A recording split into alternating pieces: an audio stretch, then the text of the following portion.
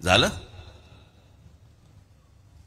मग 1991 पुन्हा याच शरद पवारांनी छगन भुजबळांना फितवून बाळासाहेबांची पुन्हा शिवसेना फोडायला लावली.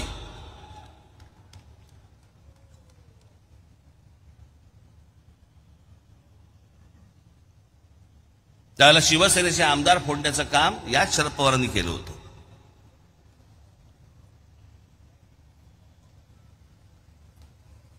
ज्या छगन भुजबळांना फोडलं आज ते इथे असतील.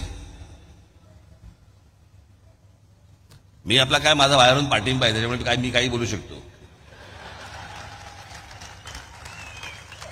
आपल्याला थोडी फेविकॉल अजून लागला आहे.